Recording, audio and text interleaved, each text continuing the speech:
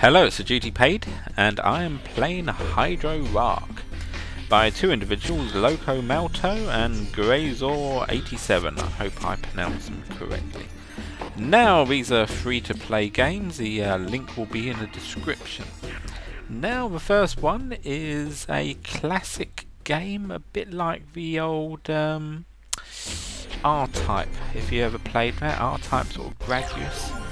Life Force, brings back memories of a SNES and Super Nintendo, or SNES and NES and Super Nintendo, there we go. Now I used to love R-Type.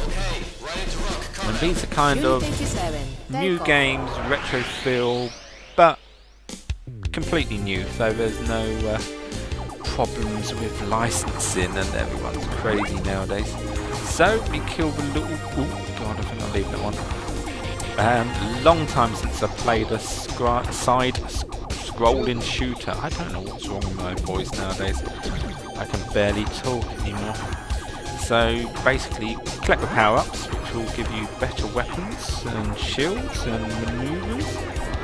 And you have to avoid being killed, much like life in a sense. So here we go. So talking and playing is always a challenge. Kill that missile turret.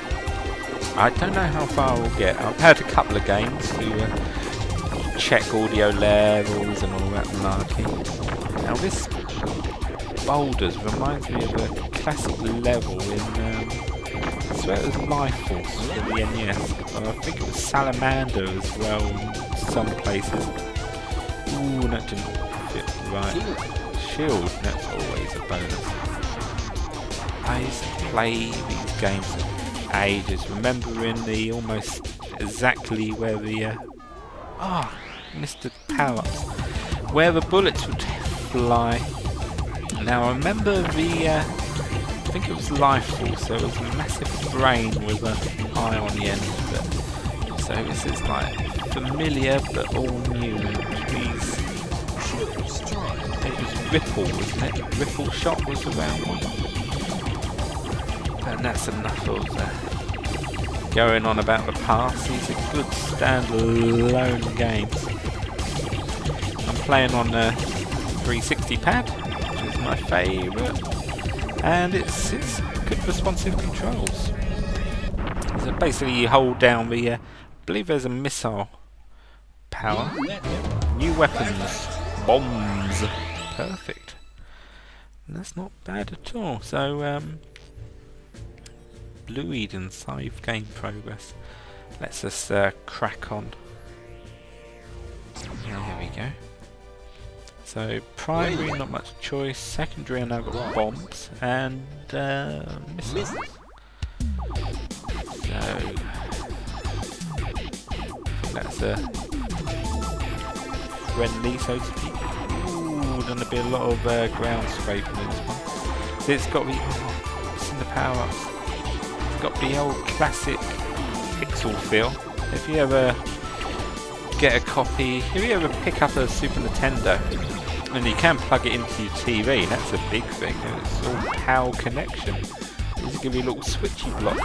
But if you find a way, if you might still have a CRT TV kicking around, you'd probably be able to get a SNES now and box of games, subtracting next to nothing. Don't take my word for that, they're probably hugely valuable.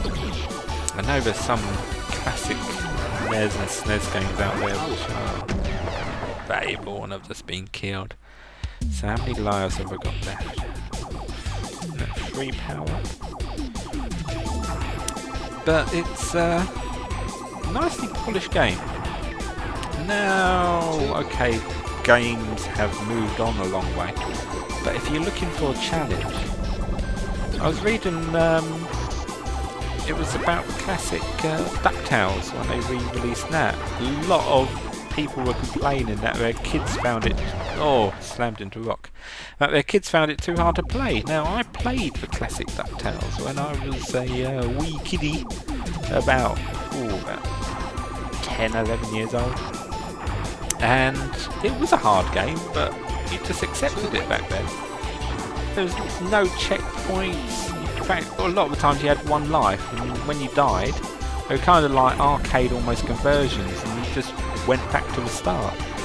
There was no nothing, no save progress. Nowadays on the game like Skyrim, I'm not going to do too well. And that was game over. So we will move on to the next game. Practice is a key to find. Patience is a key to find one of the secrets. It certainly is. Now let's move on.